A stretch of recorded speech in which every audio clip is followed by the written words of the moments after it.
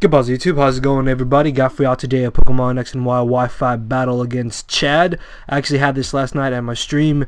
And yeah guys, this is the final Wi-Fi battle for this year. I apologize that I do not really have anything special planned for my last Wi-Fi battle of 2013, but this battle was pretty good, so make sure to stick around for the whole thing.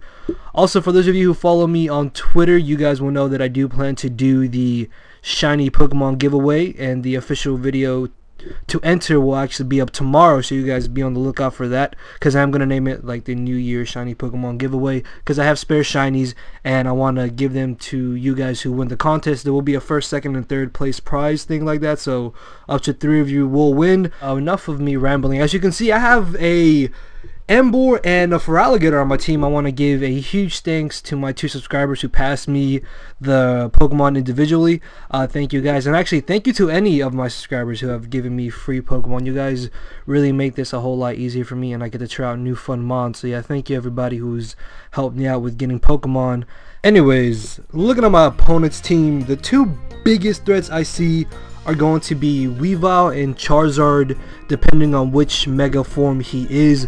Weavile, just because it can literally outspeed and destroy just about every Pokemon on my team except for Emboar, so I really need to keep Emboar around for that Weavile. And then if that Mega Charizard turns out to be Mega Charizard X and I allow it to get up a Dragon Dance, I could possibly get swept. So yeah, those are the 2 biggest problems I'm watching out for. Also, if he does have Sticky Web on his Smeargle, I do have Trick Room or Uniclus, which I can actually take into my advantage because of the speed drop. So he actually ends up leading off with the Scizor, which I found to be a little bit odd. I guess maybe he thought I did have Trick Room Uniclus, or he just didn't want to risk it. But I let off on my Chestnut, and instead of going straight for the Spiky Shield, I actually decided to go for the Leech Seed, just because I thought that he would stay in and go for his Swords Dance, knowing that Chestnut can really do nothing to Scizor. But he ends up going for the U-turn, and now I'm thinking that maybe he's Choice Banded. As he brings in the Charizard, I'm going to stay in and go for the Spiky Shield after missing my Leech Seed, which honestly is not game changing in the slightest. And thankfully for me, he turns out to be Mega Charizard Y, which means this thing is no longer a problem, just because I do have Assault Vest Goodra, which can take on Mega Charizard Y. As I'm going to switch into my Goodra on the Charizard, he's going to make a very nice double switch into the Weavile, predicting that, and I cannot afford to lose my Goodra, because if I do, I literally get swept by that Charizard Y. So I'm going to be forced to switch out into my Emboar, and I'm thinking, okay, I can take this Icicle Crash like it's nothing. No, that did like a solid 25%, and I have a huge amount of EVs in my HP stat. So the fact that that was resisted, it did way too much damage. Okay, Weavile is either too powerful or Emboar is just really frail, but it does have a massive HP stat. But either way, I'm going to stay in knowing I can take another hit. I'm going to go for the safe Flare Blitz as he brings in the Smeargle. Then this turn, predicting him to go for the Spore, I'm actually going to switch into my Feraligatr because I do have the Lumberry. So if he did go for the Spore, I could wake up, then this turn go for the Aqua Jet and knock him out. As he switches out into the Scizor, I'm guessing he's just going to want to save the Smeargle for Death Fodder later on in the battle. As I get off a solid 40% on the Scizor with a combination of Aqua Jet and Crunch, he is then going to go for the U-turn, and judging from his damage, this automatically confirms the fact that he is indeed Choice Banded, because I did way too much to my Feraligatr, because I do have a good amount of HP EVs. As he brings in the Charizard, I'm thinking I should be able to live a Flamethrower, because the fact that I want to switch out is very, very obvious. I'm going to stay in and go for 2 Aqua Jets, as he does Flamethrower, predicting me to switch out.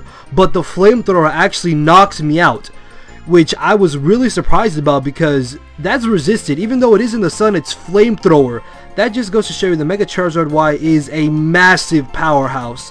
So I'm going to bring in my Goodra. I know that he's going to want to switch out, and in the sun, nothing on his team appreciates a Fire Blast, so I'm going to go straight for it. As he brings in the Excadrill, I'm going to be able to knock him out with the Fire Blast, which is really great, which means now if I get on my Stealth Rocks, they will be here to stay for the remainder of the battle. As he brings back in the Weavile, I'm going to switch into my Emboar, hoping that I could take the Icicle Crash and then go for the Sucker Punch, because for those of you who don't know, Emboar actually gets Sucker Punch through breeding now, so it's an egg move, which is actually really nice, because having that little bit of priority does really come in handy. Unfortunately though, he knocks me out with an Icicle Crash, and at this point in the battle, I honestly thought that I had lost, because if he has Low Kick or break or knocks me out with the Night Slash, then I'm gonna get swept by this.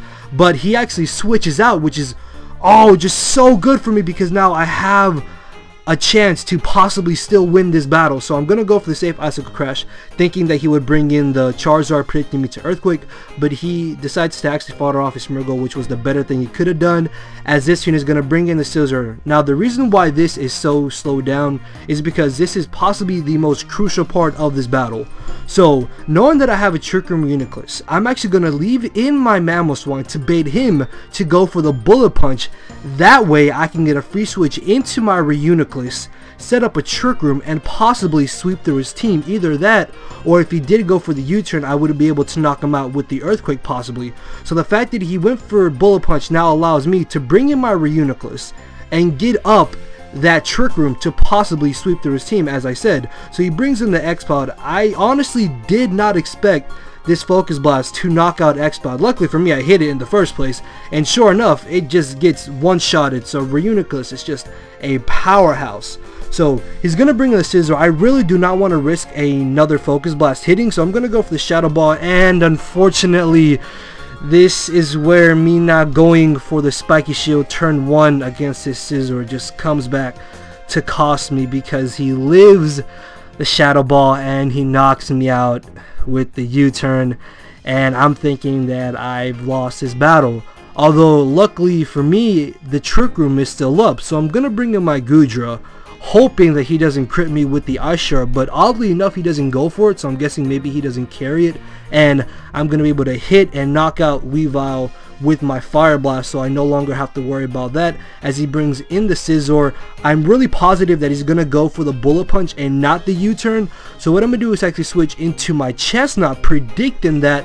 And luckily for me, he did not go for the U-turn, just because my Trick Room was still up, which means my Goodra would have been slower than his Scizor, and it would have been faster in the Trick Room, and I would have been able to knock him out with the Fire Blast. So in the end, Bullet Punch was the safest play he could have done. As this turn, I'm going to go for a layer of Spikes, and you're going to see that this really comes in handy at the end of this battle. As he brings back in the Charizard, I really do not want my Goodra to take any unnecessary damage, so what I'm gonna do is actually just leave in my Chestnut as death fodder to this Charizard, as he does end up going for the Flamethrower. I also just went for the Leech Seed on the off chance that he did want to go for the Roost or something. As I bring in my last Pokemon, it's all down to Goodra.